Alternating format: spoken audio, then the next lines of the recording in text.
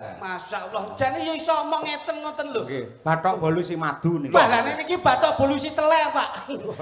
Kok bentuke kaya ngeten kok iso. Nggih mboten? Dadi Pak Lukman ing dalu menika sunat, Pak. Senajan to sing ditetak iki mung anake. Mas Hafid. Mas Hafid. Tetak ki apa? Tetak ki saka tembung teki teko. Teko kadewasane alhamdulillah dadi anak sing wis ditetak wis teko kadewasane. Masyaallah. Basa dandanane rada bening rada apik, omongane melu apik Mas. Sing apik apane?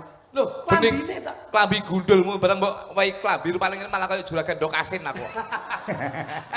Sing ketok cerah to kok iso. Cerah bareng aku ning jeding iki lho. Nggih. Wis klosete. Pripun? Rupane yo klambiku iki lho. Ayo disyukuri kok iso. Ha iya. Bangsane. Dadi tekan. Tekan wis tekan kadewasane Mas Hafid insyaallah dadi anak sing dewasa. Insyaallah anak sing dewasa iki besok bakal nyenengke wong tuwa kekarone, Pak. Alhamdulillah. Takipun apa? Tak akan sulit titenono anak lek wis iso nyenengne wong tuane, insyaallah hidupnya tidak akan sulit. Apa yang dicita-citakan insyaallah bakal diijabahi dening Gusti Allah Subhanahu wa taala. Masyaallah. Kuncine iki wong tuwa, Mas saya. Nggih. Lho nggih lho. Mergo napa? Lho iya lho, Bos. Sebabe Mas. Wong tua ki lek mbok seneng nih, apa sing mbok sedya bakal kasembadan. Kuwi tenan apa ora? Lho iya. Wah, omonganmu koyo wong-wong tenan-tenano ae. Iki dienggo anak-anak saiki. Kadang-kadang bocah-bocah saiki orang ngerti basa surga di telapak kaki ibu. Nah, kuwi. Itu sudah dari dulu ada, Mas. Ngono lho. Lah iya. Dadi kudu nyeneng wong tua. mulyane wong tua, besok uripmu bakal luwih mulya. Niki lho, Betul, Mas. betul Niki lho. terus niku. Mulyake wong tua berarti luwih mulya. Iya. Bisa taruna lan iso ngungkuli bapa. Lah kuwi kata-kata sing salah. Lho. Piye to ki kok salah ki lho? Nek ndi-ndi ngendikane para sepuh ngono kuwi. Pripun? Sing jenenge taruna ngungkuli bapa tegese anake sing apik ya kudu iso ngluwi wong tuane. Kuwi kata-kata sing salah Mas saya. Lho. Kok tarno kuli bapak piye to sampean? Mas Cahyo ki sarjana lho. Sarjana, tapi lek dari kata-kata itu saya bisa adu argumen, Bos. Wah. Lah kuwi kekudangane wong tua marang anak. Kowe le aja mung padha karo aku. Yen aku dadi lurah, kowe dadi bupati. Yen aku bupati, kowe dadi presiden. Tegese luwih dhuwur timbang bapake. Itu kalau orang tua itu profesinya positif. Nun sewu lho. Tarno Tarno kuli bapak boleh. Mbah Lurah, Mbah Lurah anak sampe dadi camat, dadi bupati oleh. Penjenengan bapake nggih dalang to? Nggih. Saiki dadi dalang penjenengan dadi dalang kundang, oke. Tarno kuli bapak. Bener. Tapi kita lihat dunia itu paradok. wah, bahasamu koyo mahasiswa rek. Kowe mbiyen apa tau sekolah menengah apa? Aku tahu sekolah menengah kejeron minggir neh aku. Maksud saya perguruan tinggi. Perguruan tinggi malah ndek iki sambar bledek mudune. Ah coconge. Wong ngomong serius kok Iki, iso. aku iki serius iku lho serius. Dadi kata-kata niku, Bos. Nggih. Nun sewu. Tarung kuli bapa, itu lek profesine wong tuan itu positif. Nun sewu. Dunia itu paradok, enek sing apik, enek sing ala. Yen wong tuane nun sewu, yen wong tuane iki nyambut gawe maling umpama. Napa jenengan badhe ngendikan tarung kuli bapa? Ya aja to, mosok Loh, bapake sewu. maling kono bose maling ya aja. Lah nggih, berarti kan salah niku. Oh iya salah. Gini mboten. Bapake maling, le kowe kudu bisa tarung kuli bapa. Kudu bisa ngluwi bapak. Bapak sedina iso maling TV 5. Kowe besok kudu bisa maling kulkas 8. Apa mungkin? Gini mboten. Oh salah kuwi. Salah. Sing muni taruna kuli bapa iki adikmu mau pertama. Jenenge lah yo melu-melu. Aku gur nguatne aku ukuran iki. Tapi kan salah. Iya salah. Kuwi lek wong lanang, lek wong wedok, nun sewu. Piye? Delah ki ibuke nyambut gene open BO. Nggih. Ya ora? Apa kuwi lho? BO ya apa? Open BO. Apa kuwi? Wanita panggilan. Oh, diceluk kon nyinden nembang ngono. Kok nyinden nyambut jene iki. Ya Cah nakal. diceluk, ditanggap karo Pak Lukman nyinden. Cah nakal lho, cah nakal. Oh, kuwi berarti bocah ngelintis nakal. Oh senengane gelut padha wedoke. Mukari. Oh iya. Pekerja malam. Penyanyi dangdut. Penyanyi dari dasmu ya. Open BO. Lah iya. Begenggek. Meksa dicethake ora. Lah ra jelas kok jenengan kok. Aja rusuh-rusuh to. Lho ora rusuh tapi kan ora mudeng. Nggih. Umpama nyambut dene mboke open BO anak wedok. Napa mungkin tarung kuli bapa? Nggih. Ya aja no. Lah nggih. Berarti kata-kata niku salah, Bos. Ingkang Aja tarung kuli bapa. Muga-muga bisa taruna bekti karo wong tuwa lan bisa ngerti karo nusa bangsa lan agama. Masya Allah, ya hebat lho, penemune Nggih, apik. nggih. Loh, tak garis bawahi. tegese padha karo dadi anak bisa mikul dhuwur mendem jero karo wong tuwa. Iki lho Mas, Ngono kuwi, padha karo kuwi. Bapak kuwi tak pendem enek 6 meter metu neh apa? Aku ki ngene lho. Kejeron le. Kejeron. Angel kowe iki, Iki malah Pak. nyumber Bapak. Masyaallah. Ngene iki nun sewu. Iki seniman ki yang mengedukasikan bahasa ngono lho. Lho tapi yo salah aja mendem jero. Lho kepiye? Kok mikul dhuwur tak dekek ning dhuwur ning pas pas gesang nggih. Tak dekek ning dhuwur, terus tak gene pagupon. Tak dekek ning gone dhuwure wit klopo, malah ngesu pangan codot bendina. Maksudnya di penjelasan jelaskan. Ngeten lho, mikul dhuwur iki tegese jasa-jasa dari orang tua iki kita lestarikan sebagai Betul. anak, ayo dilestarikan. Amanah. Amanahe Ngono lho, ngono kuwi. titipan. Mbah Din- Lurah itu Ah. punya titipan, punya amanah, piye leng gula wentah putra. Jadi tongkat estafetnya itu selalu disalurkan Pada anaknya. Nah, ngono. Lah mendem jero ki tegese pamane wong tua duwe bab sing ala ora apik ya kaya maling dan sebagainya. Kuwi kudu diilangi, aja dirembuk, aja dirasani, ning bisa menampilkan prestasi yang luar biasa walaupun anak seorang maling namun menjadi generasi yang handal, hebat, mampu mengangkat harkat martabat Indonesia. Iki lho, maksudku ini iki lho, rada cerdas sithik ngono lho. Omongane kok tetes kita kuwi kulo melu demo ndek iki sampean. Ngawur bae. Wong ki aja sok nyalahke lambe lho. Aja nyalahke lambe. Wong kuwi ajening diri gumantung saka lati. Lati. Mula saiki iki mulutmu harimaumu. Kuwi mbiyen. Loh, Mulutmu harimau ki mbiyen, tapi sekarang itu bukan mulutmu, lah napa? tapi jarimu itu adalah harimaumu. Lah kok saged? Kowe ngantek ngetik salah, nggih story kleru, kowe dipenjara kowe. Loh, memprovokasi. Memprovokasi. Ayo tukang infrastruktur ayo. Ora celelekan lho. Memprovokasi. Iki mesti banyak kok Mas. Iya, oke. Aku ki serius Mas. Mbah Lurah Lukman tuh kenapa memberikan satu sudut positif kepada Mas Cahyo? Mbah Lurah ki 3 periode. Nah, Bener aku yang ngerti. Tidak ada rival, tidak ada lawan. betul. Renek tandingane. Ini bisa dinamakan bahwasanya Mbah Lurah ini menjadi pejabat yang dekat dengan masyarakat. Akhirnya masyarakat memilih pejabat yang hebat seperti Mbah Lukman menika. Ini Betul. loh Mas. Lho Iki lho. niki, contoh lho Pak. Contoh niki 3 periode. Ah. Iki wis termasuk bapak kepala desa sing ora gemen-gemen. Berarti secara dasar ilmu intelijensi yang tinggi, berarti itu sudah dipegang Mas. Secara IQ, EQ, SQ-nya ada. Betul. Nggih. Ngono. Tegese bisa membangun kae lho, babakan dalan, terus babakan fasilitas umum jenenge apa nek? Infrastruktur. Nah ya kuwi. Asem iki Medyon dhewe Pak Bogi. 3 periode. Iya Pak, ini dikatakan bisa mencerdaskan masyarakat. Leres nggih. Mula harus cerdas sampean barang. Karena amanah ki angel Mas, ngono lho.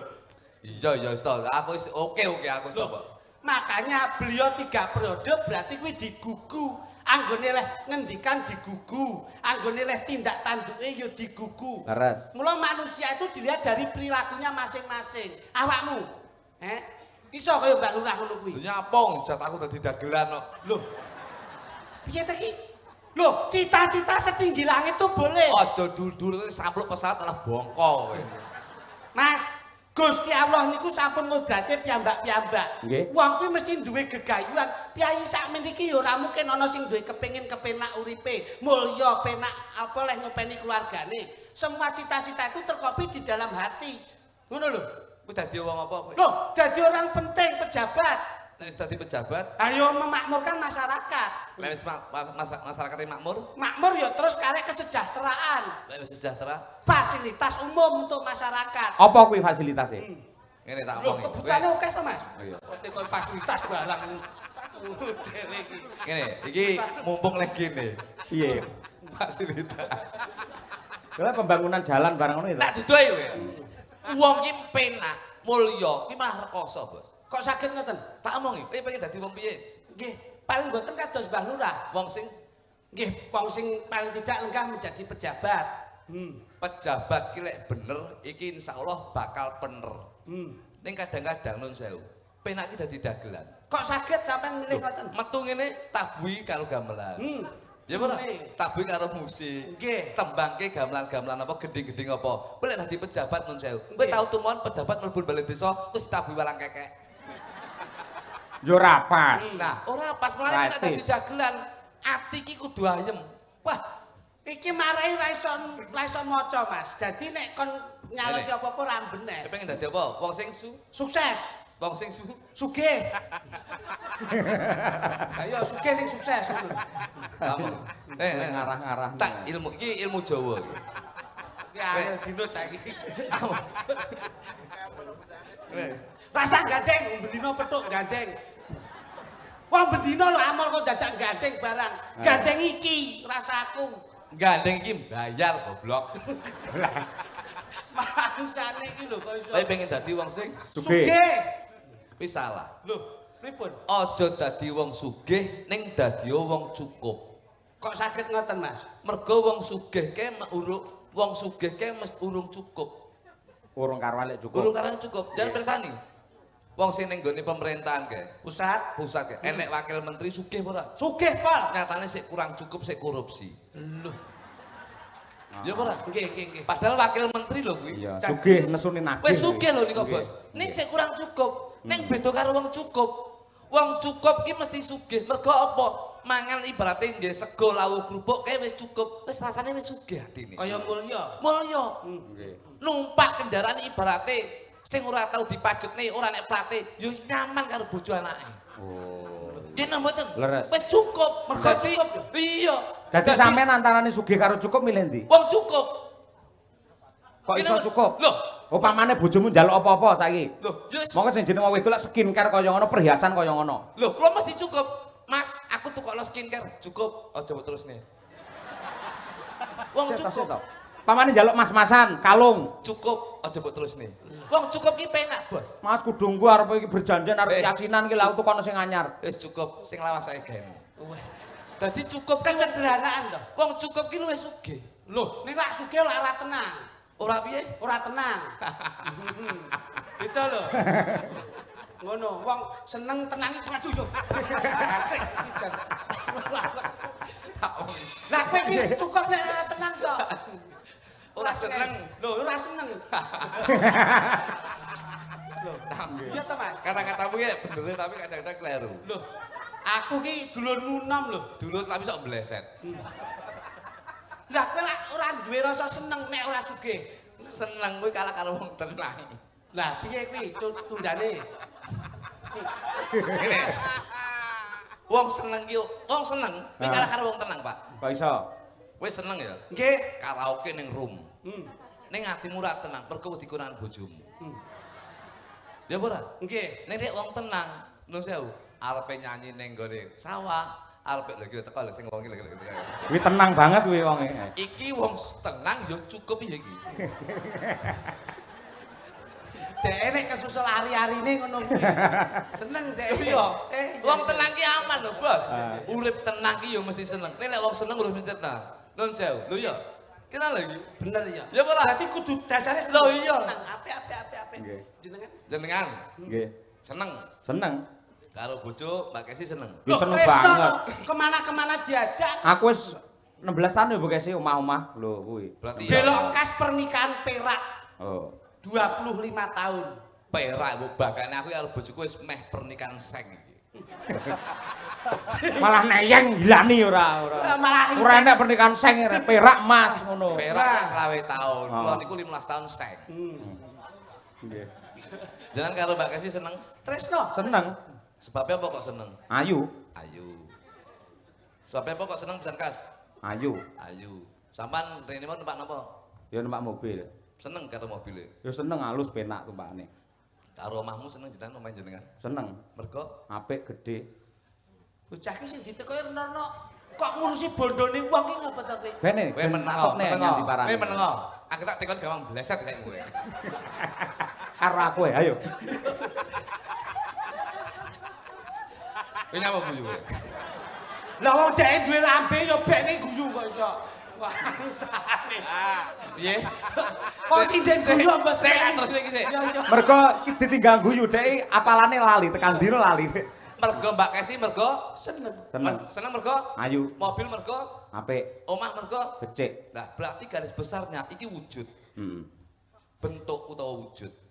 Jenengan tresno bojo ayu mergo wujud, tresno mobil apik mergo wujud, tresno omah gedhi mergo wujud. Yen sampean ning donya ki kabeh tresno mergo wujud, piye carane jenengan nisnani Gusti Allah sing tanpa wujud? Nggih, Gus. Matur nuwun, Gus. Aja mbok gas Gus, iki apa tau mondok kok gas Gus. Kowe ra ngeling aku. Kowe ra ngeling aku. Ngeling apa? Ndek aku mondok sak wulan kowe ra ngerti kowe. Ning ndi kok ra ketok sak wulan? Ning pondok Ramadan. Rupamu kapur. Balerana piye? Jenengan tresno Mbak Kesi mergo ayu wujude, mergo mobil apik mergo wujude, omah gedhe mergo wujude. Yen sampean ning donya kabeh tresno mergo wujud, piye carane nresnani Gusti Allah sing tanpa wujud? Aku boleh membantah? Boleh. Nuwun sewu. Sampeyan yen duwe pendapat lamun to Gusti Allah ora wujud kuwi salah. Kok saged? Gusti Allah ki wujud saka cedhake karo awake dhewe nganti ora ketok. Leres Mas. Jenengan ngerti alis? Ngertos. Wujud mboten? Wujud. Mergo cedhake karo mata, akhire ora ketok. Ketok Padha karo sampean ra ngoco. Iki omongan tenanan tak gobrok pisan ning ora. Iki yo tenanan lho, Bos.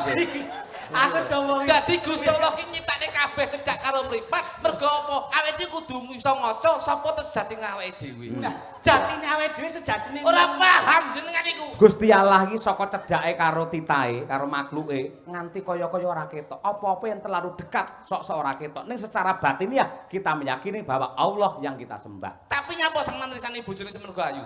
Wis salah. Anu mergo atine apik. Ora. mergo ngene Mas kabeh. Ora melu-melu. Leset terus kowe. Aku mbok gawe enteng bengi iki. Wah. Iki lho tekono. Iya. Sik non pangapunten Gus. Pripun? Kok sampean menekankan Mas Cahyo kok piye carane tresnani Gusti Allah tanpa wujud lah nek sampean dhewe wong gelar kudu iso nggulung. Tak gulung. Wong buka kudu iso Nutup. Ada pertanyaan. Pasti ada jawaban. Purwodadi kutane. Sing dadi nyatane. Nganti takoni Mas Cahyo kun tadi ra iso nyauri. Tapuk lambene. Ora mbok tekoni kok. Kembalikan Gus. Ayo. Debat gak pas. Ngoten niku, nuwun sewu. Depan piye? Lah nek kabeh wujud lah nek sampean. Nyapa? Piye lek tresnani bojomu? Loh, mergo apa? Loh, mergo yakin. Bojoku bisa gawe seneng atiku, bojoku bisa gawe hidup berumah tangga sing sakinah mawaddah warahmah. Loh. Lah kepiye lehmu tresnani kendaraanmu? Mergo yakin. Mobil tak gawe nyambut gawe ning ndi ora bakal rewel. Olehmu tresnani omahmu piye carane? Mergo yakin omah iki bisa tak nggo gedhekne anak-anakku besok. Loh, kesimpulane Karo Gusti Allah mergo yakin Gusti Allah kenek sing ngancani awake dhewe sing nyipta awake dhewe. loh, Mulane awake dhewe aja lali manembah marang Gusti kamur baik dumadi Gusti Allah Subhanahu wa taala. Kowe tresno karo bojomu? loh tresno no. Jenengan tresno kali bojomu? Tresno. Tresno karo anak jenengan? Tresno. Awakmu lek diceluk anakmu budal?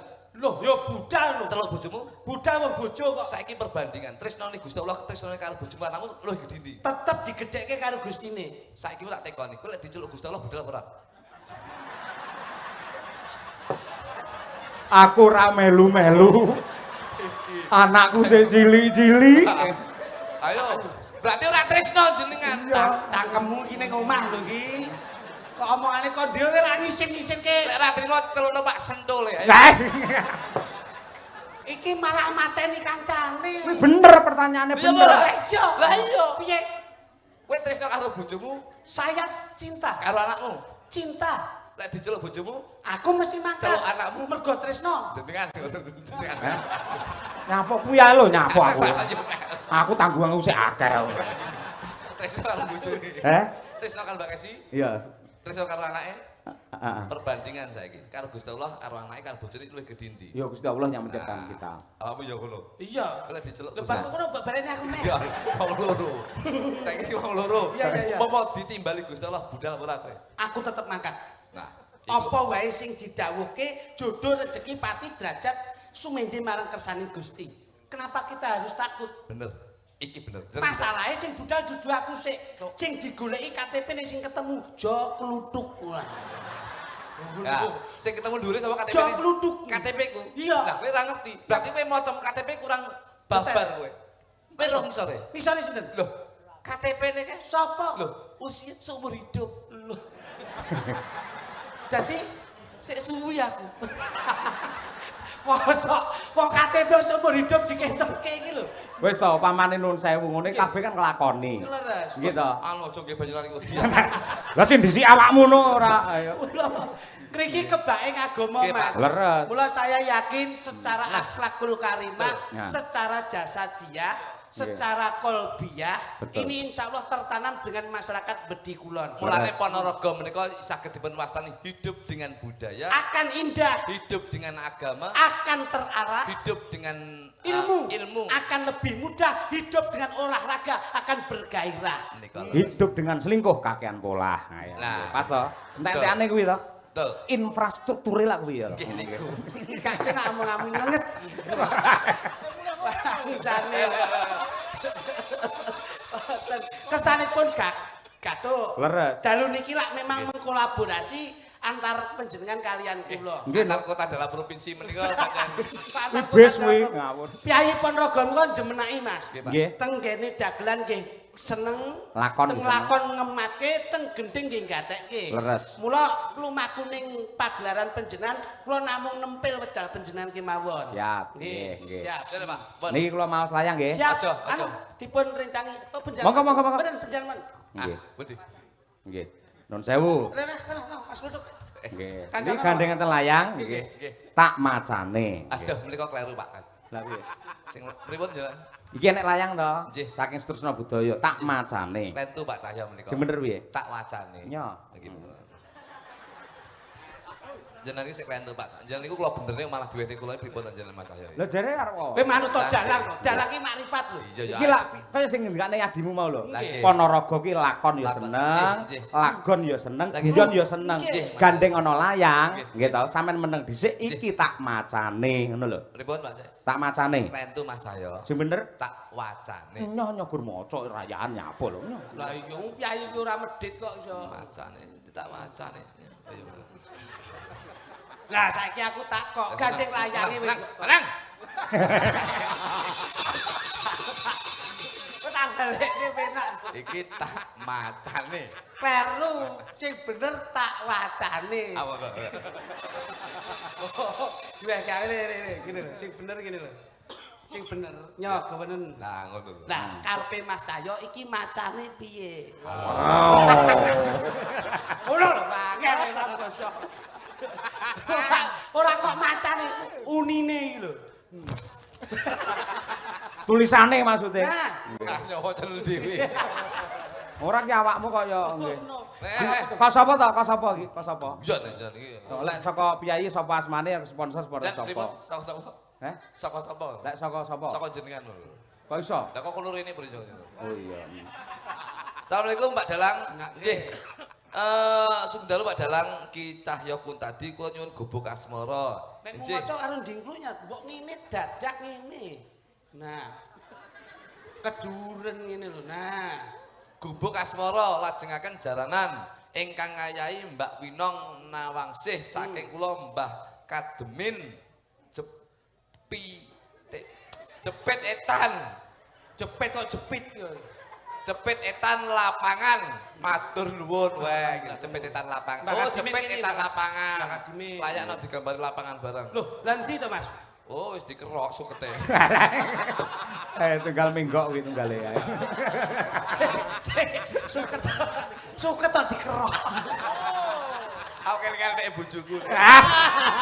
Alise iki lho Pak, alise iki lho. Tukung-tukung Winong Nawangsih berdiri coba kaya apa? Iya, Duk. Yo. Iki lho bocahe.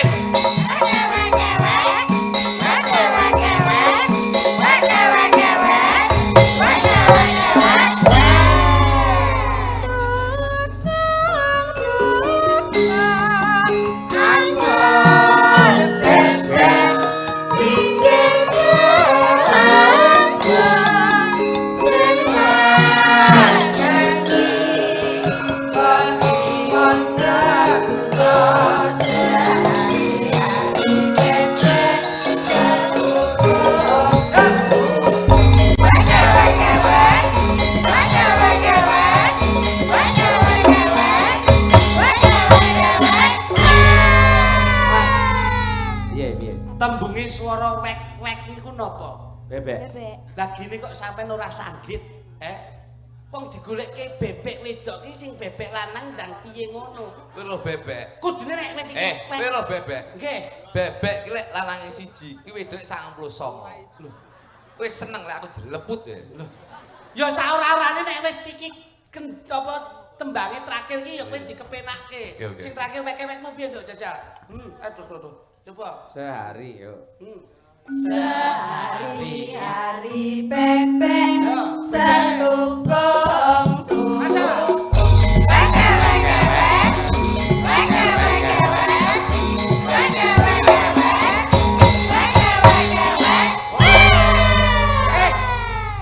Sing wedok iki wek. Kowe iki ndang wek ngene. Wek. Bebek lanang ndang wek. Ndang wek. Iya. Bebek wedok wis ngono kowe ndang. Kowe iki ndang muni to wek ngono lho. Apa itu? Piye? Wek. Yo, Wek. terus bebek lanang ndang wek. Mancik. Terus Udul wis kewer. kok kewer yo.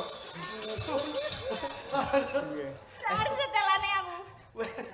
Sepelan kudu dagang lho sepelan ora. Lah iya ndak ngerti makanya aku ndak mudeng.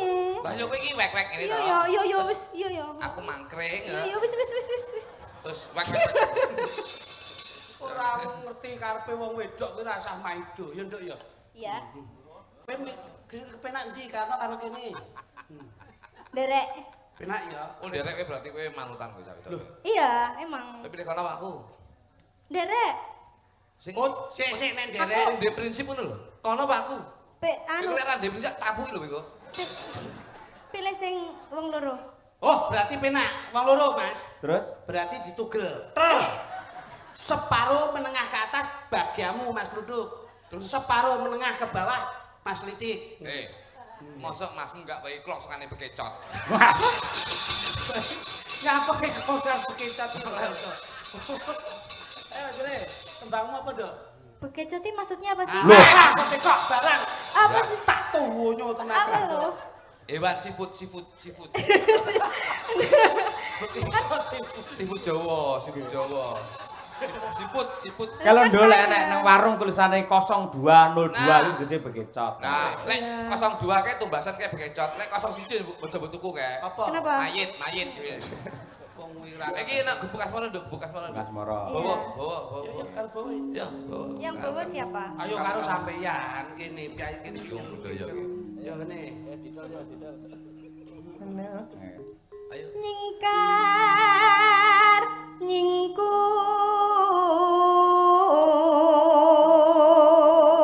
nyingkur. Rodok kemayu sithik ora iso to, Nduk? Gimana? Ingkar nyingku. Bicara rodok kemayu. Oh iya. Wiwit tane nyingkar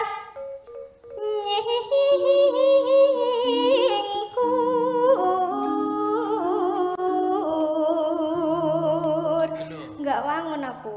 Yang wangun itu Mbak Tut. Pancen sampean ki wong wedok sing anu anyep, sing adem. Ora kaken polah. Nggih. Tenang, Lugu. Lugu. Iya. Uroh kok. Kowe iki bocah ki anggere ngomong guyu. Enggak maksudnya wong wedok sing anget iki sing piye? Aku tuh Anyep. bingung. Anyep kowe kita ayu kopon. Anyep kok anyep. Jadi kamu itu pasif. Oh pasif, iya emang aku tuh ceweknya gengsian. Gengsian aku tuh, jadi harus cowok yang ngejar-ngejar aku nggak mau kalau. Berarti kamu tipe wanita yang jinak-jinak merpati. Gimana itu? Cedeking Pokoknya- adol, Oh cedeking betul adol. kayak gitu aku ya kayak Kowe nek gitu. nggon peteng dekem berarti kamu itu siapa? Ndekem neleki cengelmu kuwi. Oh iso. Iki sing diarani wanita mutahharon. Nggon Apa bojoku tuh? malah wanita mutoh-mutoh. Lah kuwi kuareken lek kuwi ora. Ya. Lingsam yen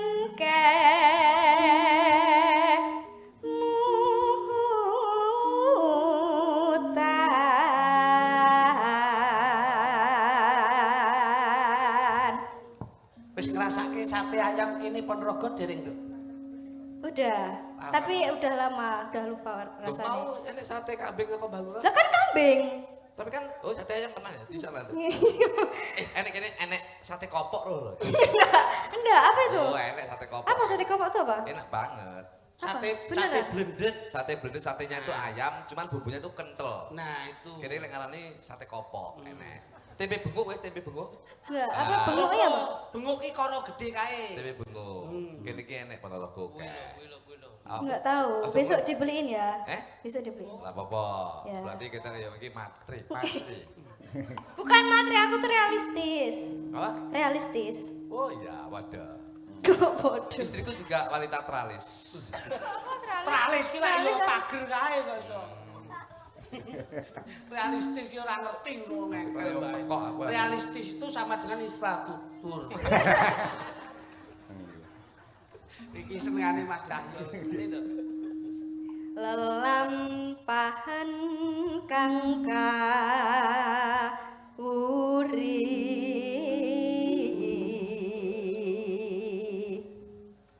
Besok bojomu yo kayak selendang ini gitu, dadi sinden apik. Selendang trimo sampe netok ngene. Mriyayi. Bojo ki lho mriyayi. Selendang nek tak tukang selendang iki dawane nek 7 meter. Lho, ngantek kene blebet kene stres, ngantek kemripate. Bareng tak foto kayak mumi dene. Malah mumi. Ayo. Terus Tresno tulus nadyan nengku bekas mara.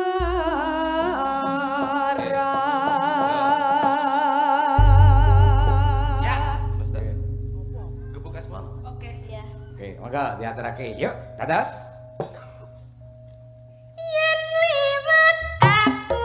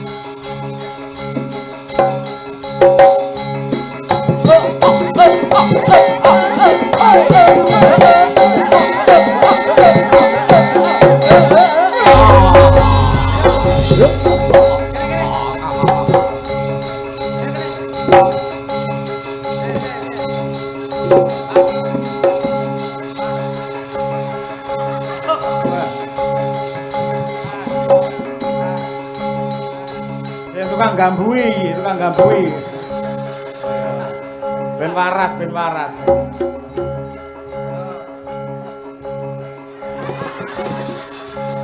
Combor kaya sapi ya iki.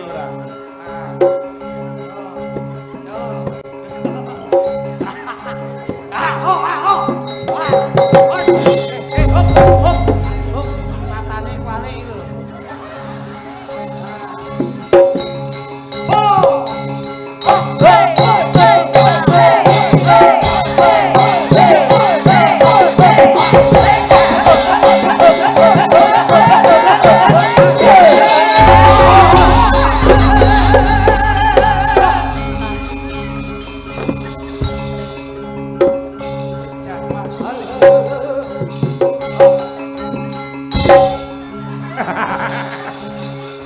Kaya ditraksi kena gire dhewe.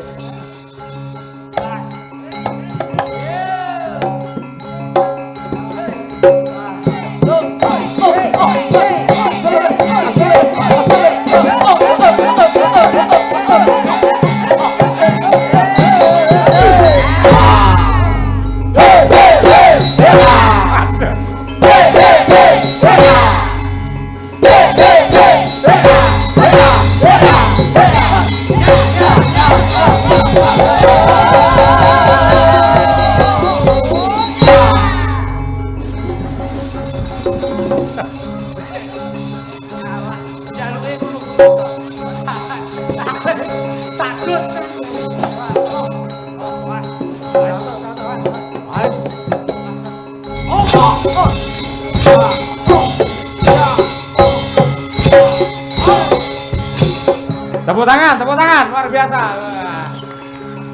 Multi talenta ini. Bapak-bapak, ibu-ibu, sae napa sae? Sae napa sae? Malih napa sampun? Malih, Mas. Keterima Mas Gluduk kowe, ayo.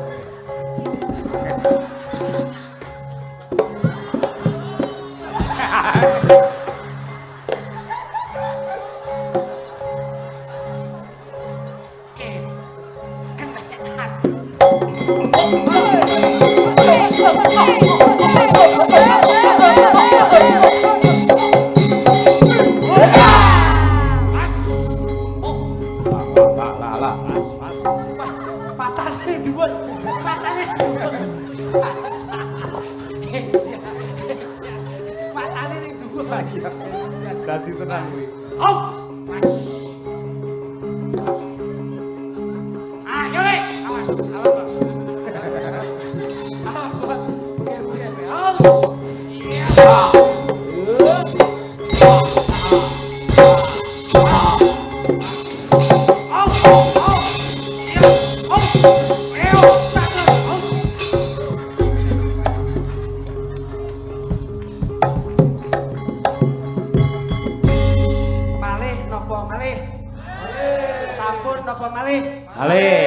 Sae napa sae?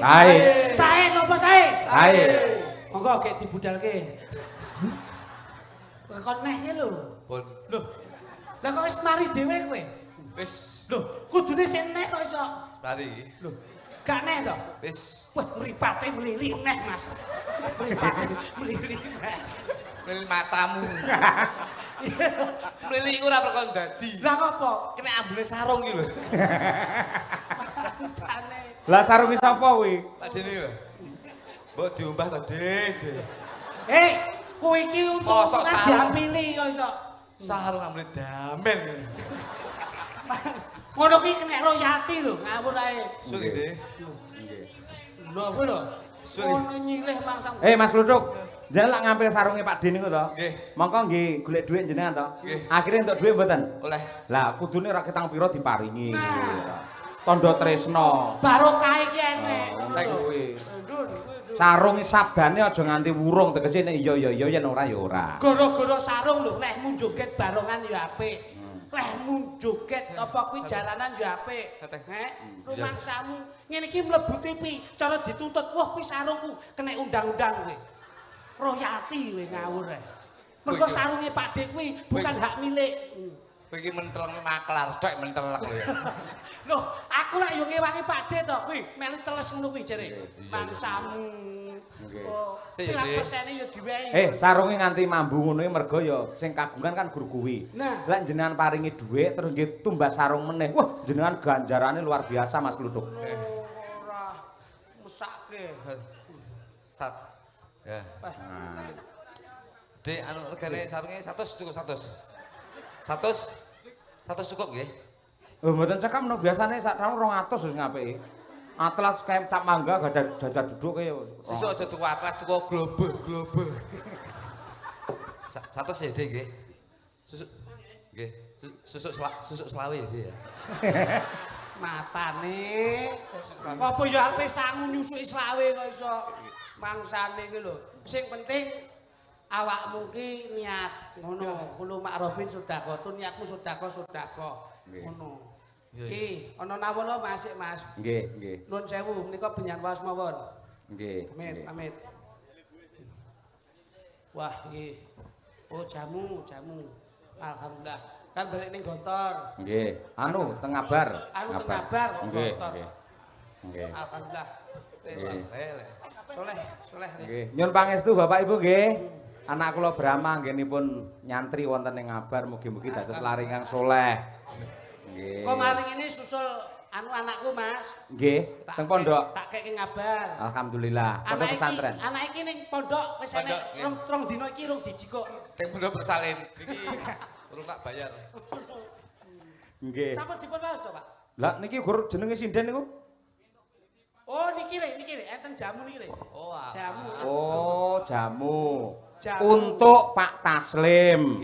Birgita, terus Jo Klitik, Jo Kluthuk, Pak Heru dan lain-lain. Alhamdulillah. Jamu wis kono tunjuk Jamu napa Mas Kluthuk? Menika Jamu napa? Tolak marah sidoske to. jamu sorengat. Lho, Apa kuwi? jamu sorengat ki apa? Diombe isuk jengat menika. Oh, jengat semangate, Pak. Oh iya, Nggih, berkibar semangate. Oke, siap. Wirasora. Tembangipun napa ingkang dipun kersakaken? Menika sekedap, nggih. Nun sewu saking panitia kegiatan tasakuran keluarga Bapak Lukman, nggih. Ngaturaken panuwun atas kerawuhanipun Bapak Bupati Ponorogo Pak Sugiri nalika siang wau, Kang Giri, nggih. Ugi dumateng Ibu Hajah Siti Mukiyarti MAG, anggota Komisi E DPRD Jatim. Betul. Bapak Siswandi, anggota DPRD Ponorogo, fraksi Partai PDI Perjuangan. Lan ugi Bapak Wasis Camat Kecamatan Bungkal. Kata sangat para wakil-wakil rakyat dalam menika ingkang lenggah, Mas. Nggih, leres. Insyaallah para pejabat-pejabat ingkang kawugan Nggih. yang berangkat dari masyarakat Nggih. diusung untuk menjadi masyarakat, kita harus dikembalikan kepada masyarakat. Nggih. Lan ugi menika saking penulis buku sejarah desa, Ya. nggih. Atas nama Pak Gondo Puspito, dia Iza, ugi Mas Vicky lan Sanggar Sarotama Ponorogo ngaturaken mangayu bagyo walimatul khitan wilujeng kagem Mbah Lurah Lukman nyuwun lagu Kusuma Wijaya, nggih. Dari panitia tasakuran keluarga Pak Lukman, nggih. Nggih, lajeng nyuwun dumateng panjenenganipun Ibu Mugiyarti Dewan Provinsi Jatim, Bapak Siswandi saking PDI Ponorogo, ugi Bapak Lurah Lukman menika kasuwun napa niki? Jenengi minggah wonten pepanggungan. Oh, mewakili nggih. Siap. Lalu menika bapak-bapak dari jajaran TNI Polri lenggah, Mas. Matur nuwun, nggih, sembah nuwun sanget, nggih. Monggo dumateng Ibu Mugiarti kalian Bapak Siswandi, Pak Lukman, Pak Lurah, monggo menika wonten dawuh wonten amanah supados panjenengan tetiga tindak wonten ing pepanggungan. Siap.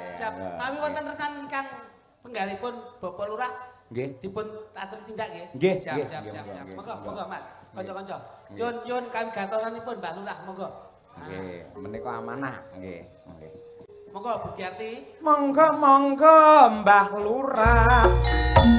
Monggo mriki kula emosi. Sarane wis ngenteni. Mbah Lurah aturan Ibu Mugiarti. Ibu Dewan aturan mriki masyarakat pun ngentosi Pak Siswandi Soko Pak Lukman.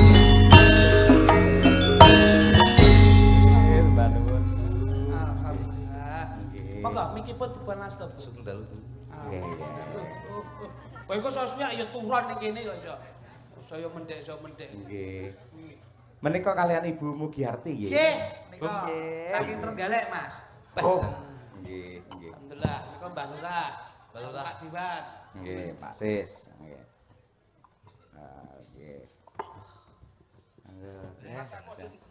Mboten. Niki sudah bulan tok, Pak. Nggih. Monggo paring dawuh Ibu. Nggih.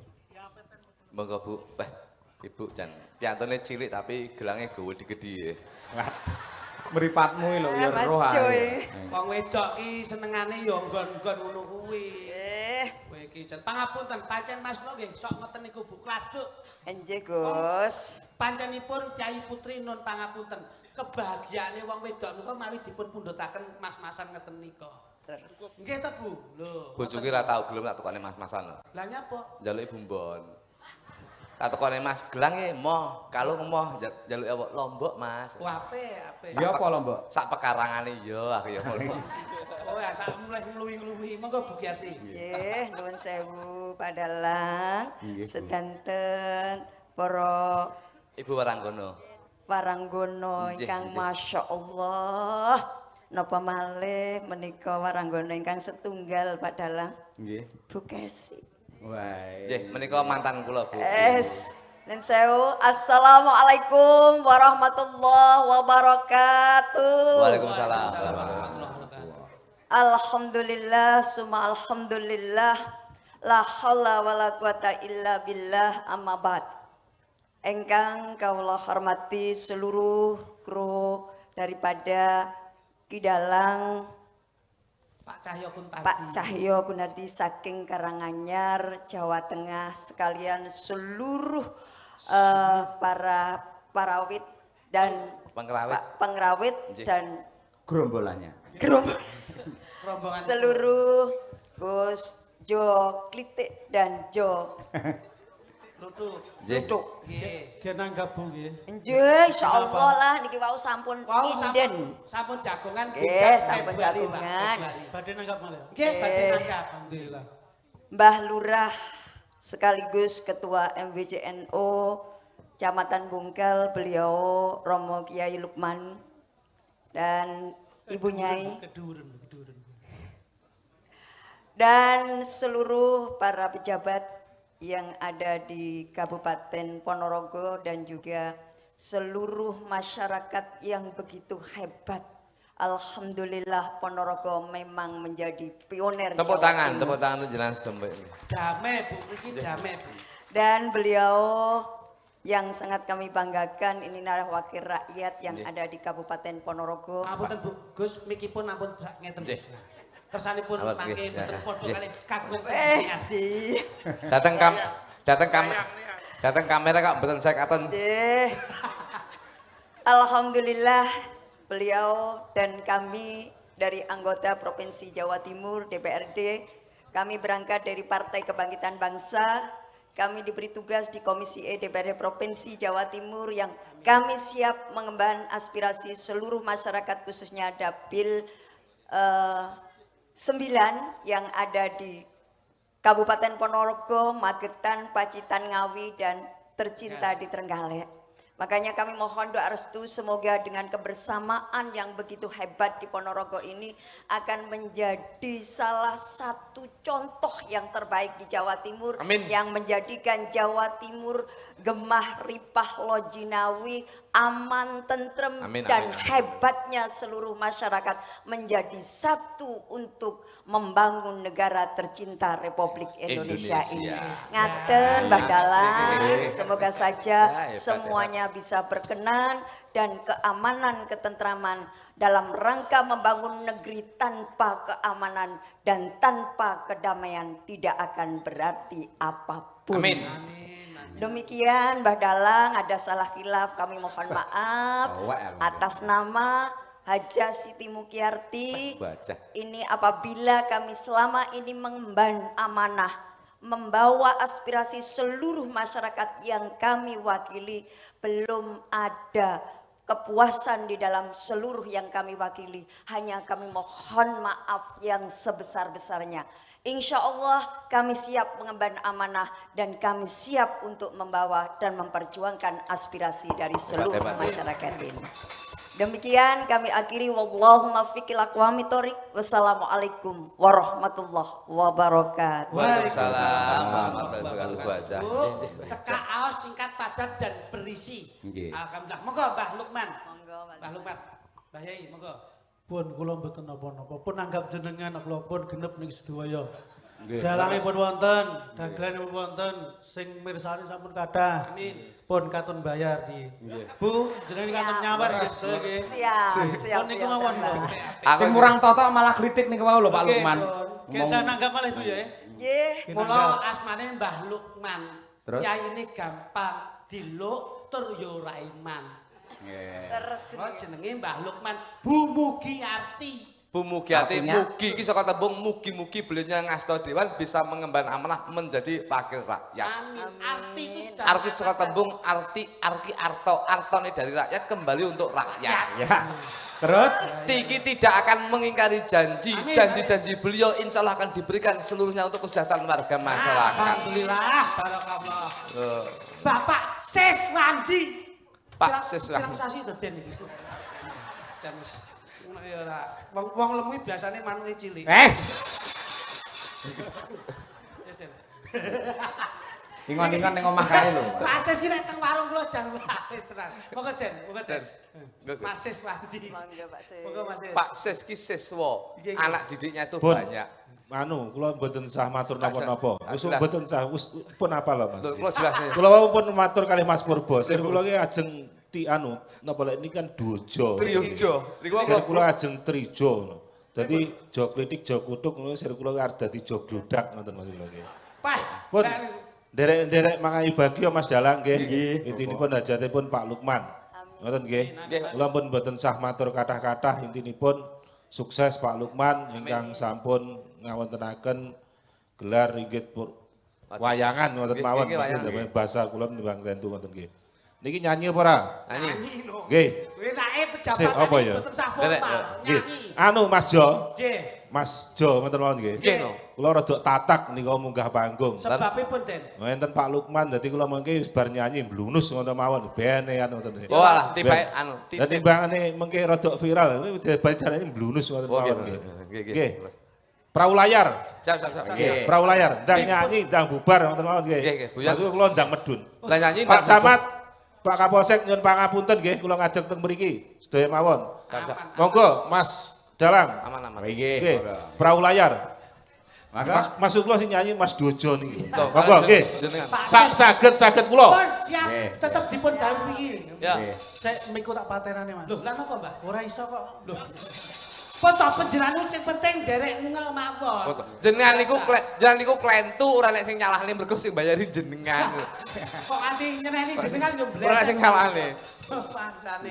Pun monggo dados. Siap nggih. Nggih. Siap, ya. monggo Oke. perahu layar dados. Ye.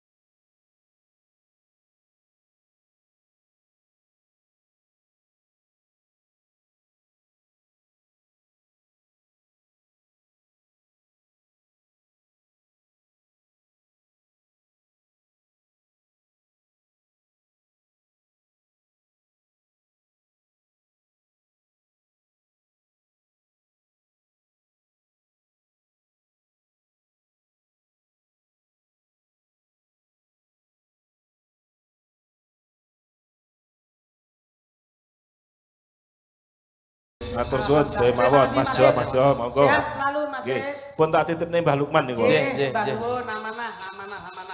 Makasih. Mas Is. Makasih. Mbah nuwun, Mbak Lurah, katresnanipun. Jan saestu Mas. Nggih to. Dadi kula niku kaya pripun leh bales budi niku nggih pekewuh. Sebabe. Lah pripun pun ditimbali kaya ngeten beliaunya nggih tasik kersa paring nggih tali asih. Oh nggih. Leres mateng lare alit-alit mawon nggih. Lah dagelan sing pun laris mboten sah, Mbah. Mboten sah. Ning mboten ketang pripun yo. Napa to Mbah Lurah ngenten iki? Kuwi rayak-rayak Mbah Lurah iki piyai sing lumpuh kok iso. Mbah Lurah napa to? Mbah matur nuwun barokah. Bu Mugiati matur nuwun. Bu Giarti, Masyaallah. So anake panjak dijak kabeh carane ngene. Bu, terima kasih sembah nuwun. Bu Diwani, nyapa to Bu Diwani? Dalem. Oh alah, lali. Piye? Lali sampeyan iki. Nggih. Mugiarti artine apa mau? Bu Mugiarti mugi-mugi panjang yuswa. Ar menika arta dipun sedekahaken damel sedayanipun. Ti tenono yen dagelane ra diwehi dadi. Wah, lah pengancaman ini nek Bapak kepolisian kok iso maksane. Kena pasal ya, Pak. Boten nggih, namung guyon kemawon. Mugi-mugi namung titip kemawon, mugi-mugi panjenengan saged mayungi masyarakat Jawa Timur. Amin. Doa restunipun. Amin nggih. Mangke Februari kepanggih nggih, Bu. Insyaallah. Januari insyaallah. Oh, Januari amin. Mas Cahyo wayangan. Oh, Januari. Nggih, nanging YouTube jenengan disetel teng layar tancap mriki. Matur nuwun, sukses selalu. Bantu nggih, Bu. Bu, makasih nggih. Awas ngetokne terus minggu. Sembah nun nggih, Bu. Ya. Rupane kaya kotak amal iki. Nusul ae kok iso. Nun sewu, Bu Giati. Ali-aline dicek riyen. Biasane ditok ning ngeten karo dudut ali-ali bocah. Manisane. Menika ugi wonten dawuh saking pepunden kula. Nggih. Bapak Mujito ingkang asta wonten ing Puspomat. Nggih. Ingkang rumiyin nggih nate nimbali kula sak kanca. Lah, aku berarti dudu kancamu ra ketok to. Aku berarti dudu kancane. Jenengan dulurku malah kanca dulur. Tak kancan ya. Nderek mirsani saking Jakarta, Kang Mas. Nggih. Salam kagem keluarga Bedi Kulon, Kang Mas. Mara sepah nggih. Sak lere lapangan panjenengan pentas menika. Oh nggih. Lare lapangan kene Bedi Kulon. Nggih. Ngerti, Pak? Pundi gambar? Gambare pundi? Wis dikerok. Kaya kok tekoki ora mungkin ana ning HP. Ngene. Iki uga anak wedok Mbak Nazwa niku dalem ilak saka Bancar Mbungkal mriki. Pundi? Niku kuliah teng Isi Surakarta Jurusan Karawitan. Nggih. Mangke tak aturi nembang lah nggih cedhak nggih. Damel kadonipun Mas Afid ingkang dipun tetak. Nggih. Kusuma Wijaya ya, Nduk. Saged, Nduk. Boleh nanti oke siap. Ya ben dikancani karo Mbak Birgita karo Mbak Dian Munasiroh. Oke. Yo, enak. Derek. Nggih. Mas, kene Mas, delake Mas, coba Mas. Yo Mas. Ya, diaturake nggih. Cintaku sakanya-kanya kabeh. Karo kowe. Tak ayu sing kelambang. Lamar mongkak cekuk rase sopan ilalang. Yen ora padha dadi noning siralia. Iki lho Nduk ana dawuh saka guru sampeyan nalika SD mbiyen. Sing ngersake jenengan nembang saking Bu sapa ki? Yauni. Bu Yauni. Bu Yauni. Nika ingkang ngajari kula maca pertama kali nggih panjenengane. Oh, nggih. Anakku yo ning isi, Mas. Nggih to? Nggih. Isi Surakarta. Oh, nggih. Jurusan apa? Jurusan Kelawitan. Oh, nggih to? Nggih, Lintang Asmara. Lintang Anjasmara. Lintang Anjasmara ya yo. Mlebet niki Mas Klitik. Wah, apa dangu kok. Kon enten nek rong taun iki pun DDO menan DDO. DDO dungkulmu kuwi kok iso. Angkatan kula Pak Yoyo. Angkat iki. Ki sing cilik kae wis tak warai budaya. Nika sing cilik dhewe nika kok jak. Oh, budaya tegese ngapa? Joget? Mboten. Dagel. Mboten. Napa? Bahasa pun kula arahke budaya. Upamane. Alah, wong anak kula nek nyun pipis, kula seneni, Pak.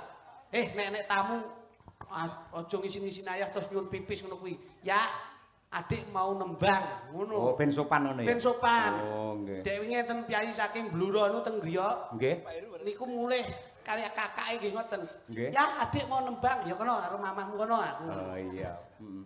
Alus. Tamu kula nu leh ngelembet. Putrane tesih alit kok pun pinter nembang nggih ngeten niku. Kulinane ngeten niku aku. Berarti anakku sing mare anakmu. Lah ngopo? Aku ndek mulih kok Jombang kok isuk jam 2 yang nembang. Wis bengi. Tak sampluk ya yo. Lah ngopo? Ndok mangke nembang ya. Enggak oleh iki saking sing turu kok nembang. Berbeki. Nggih berbeki. Nembang ya. Aku ngengkel to. Wis kalem-kalem ning kuping ayah ngono. Lah langsung ngatem.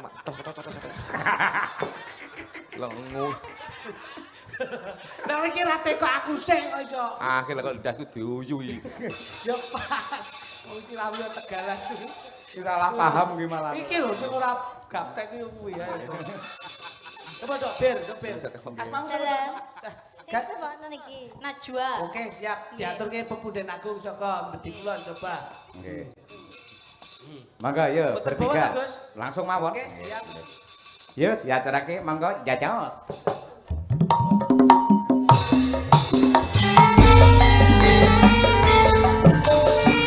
Emir.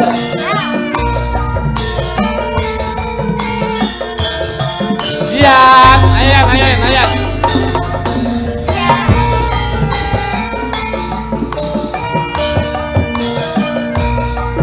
Ugi kula aturaken dumateng Bapak Ustaz Ibu Sadah sampun jemput drama.